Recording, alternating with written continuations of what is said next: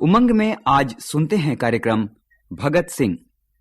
अपने देश के स्वतंत्रता संग्राम के दौरान कुछ नारे बहुत प्रचलित हुए, जैसे बंकिम चंद्र चटर्जी का वंदे मातरम का नारा, नेताजी सुभाष चंद्र बोस का जय हिंद का नारा, लोकमान्य तिलक की ललकार कि स्वराज्य हमारा जन्मसिद्ध अधिकार है, और महात्मा गांधी की पुकार अंग्रेजों भारत छोड़ो। ये सब उन दिनों बच्चे बच्चे की जुबान पर थे। इन सब महान लोगों के दिए हुए इन महामंत्रों के बीच एक 20-22 साल के नौजवान की निडर आवाज भी गूंजी थी। बहरे कानों को सुनाने के लिए जोरदार धमाके की जरूरत होती है।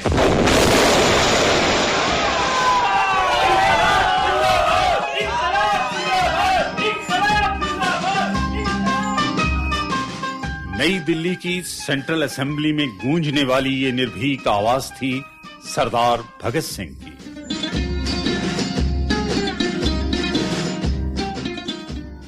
भगत सिंह का जन्म 26 सितंबर सन 1907 को लायलपुर के बंगा गांव में हुआ था।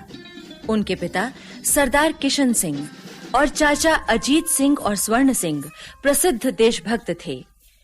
चाचाओं के कंधे पर चढ़कर घूमने वाले भगत सिंह ने बचपन से ही देशभक्ति और निर्भीकता का पाठ पढ़ा था। वे अभी 12 वर्ष के ही थे कि अमृतसर के जलियांवाला बाग में जनरल डायर के हुक्म से सैकड़ों निहत्थे निर्दोष लोगों को गोलियों से भून डाला गया।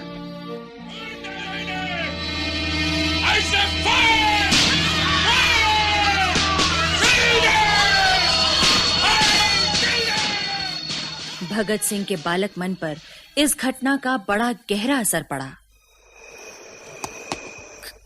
कौन है? मैं हूं अमरो, भगत सिंह। पर तू इतनी रात को यहाँ आंगन में बैठी क्या कर रही है? तुम्हारा ही रास्ता देख रही थी भाई। कहाँ चले गए थे तुम? तीर्थ करने चला गया था, अमृतसर। अमृतसर? अच्छा, दरबार साहब में मत्था टेकने गए थे क्या? नहीं बहन, मैं तो जलियांवाला बाग की मिट्टी को मत्था टेकने गया था, जहां त्योहार के दिन सैकड़ों बेकसूर निहत्थे बंदों का खून गिरा था। ये देख। ये इस शीशी में क्या है? इस शीशी में खून से रंगी वही मिट्टी है। हाय रब्बा, इस खून वाली मिट्टी का क्या करोगे वीर जी? मैं इसकी पूजा क्या करूंगा अमरो। ये मिट्टी मुझे देश पर कुर्बान होने वाले शहीदों की याद दिलाएगी।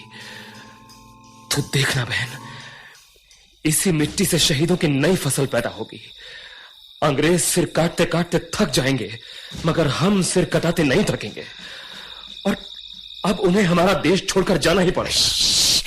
धीरे बोलो, किसी ने सुन लिया तो थाने में रपट हो जाएगी। अच्छा ही है, अंग्रेजों की पुलिस जान जाएगी कि एक और दीवाना सिर कटाने को तैयार हो गया है। हाँ, सरफरोशी की तमन्ना अब हमारे दिल में है। देखना है जोर कितना बाजुए कातिल में है। वक्त आने पर बता देंगे तुझे ओ आसमां, हम अभी से क्या बताएं क्या हमारे दिल में है। स्कूल की पढ़ाई पूरी करने के बाद भगत सिंह ने लाहौर के नेशनल कॉलेज में दाखिला लिया। वहां उनकी जान पहचान अपने जैसे कई और आजादी के दीवानों से हुई। इन लोगों ने मिलकर भारत नौजवान सभा का गठन किया। जल्दी ही इनका संपर्क उत्तर प्रदेश, बंगाल, महाराष्ट्र और दक्षिण भारत के क्रांतिकारी संगठनों के साथ हो गया।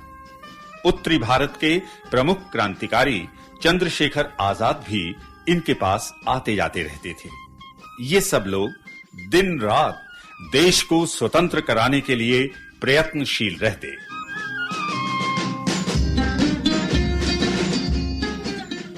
फरवरी 1928 को साइमन कमीशन भारत आया। भारत की दशा पर विचार विमर्श करने के लिए बनाए गए इस आयोग में एक भी भारतीय सदस्य नहीं था। भारतीयों ने इस बात का जमकर विरोध किया। हर जगह इस कमीशन का स्वागत काले झंडों और साइमन गो बैक के नारों से किया गया। अक्टूबर में साइमन कमीशन लाहौर आया। इसके विरोध में एक बहुत बड़ा जुलूस निकाला गया। जिंदाबाद! भारत माता की जय! भारत माता की जय! इनकलाब जिंदाबाद! पुलिस ने जुलूस पर अंधाधुंध लाठियां बरसाईं।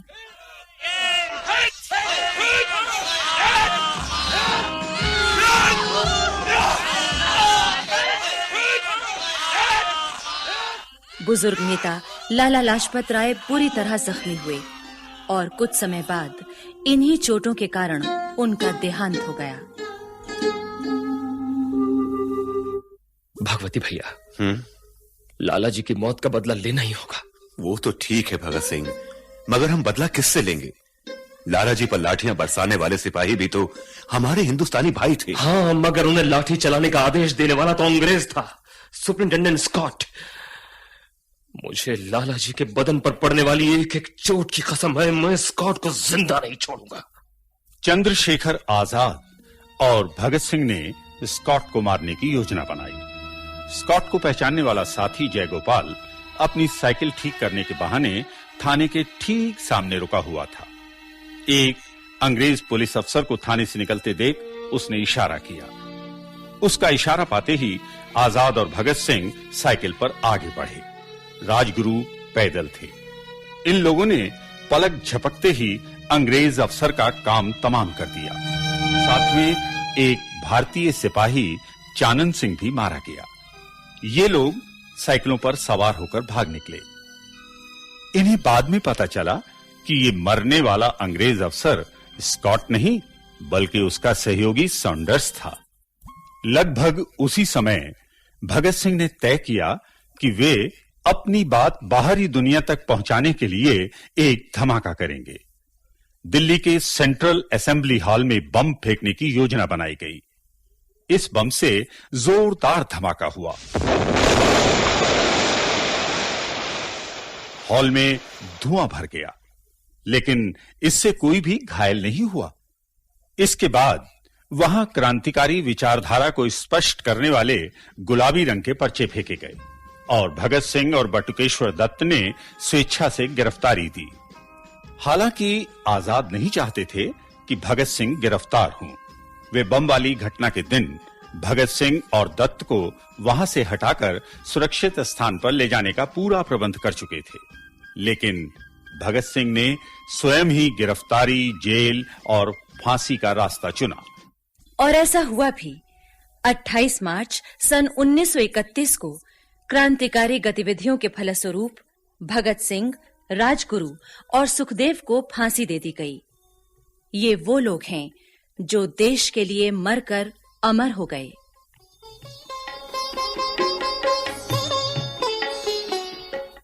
भगत सिंह। अभी आप सुन रहे थे CIET NCERT द्वारा प्रस्तुत ये कार्यक्रम। आलेख डॉक्टर शुभ्रा शर्मा, विषय संयोजन डॉक्टर स्वर्णा गुप्ता, कलाकार नीरज शर्मा, हर्ष बाला, सुचित्रा गुप्ता, अभय भार्गव और मनोज भटनागर। ध्वन्यांकन सतीश लाडे। निर्माण सहयोग वंदना अरिमर्दन तथा निर्माण एवं प्रस्तुति अजीत होरो।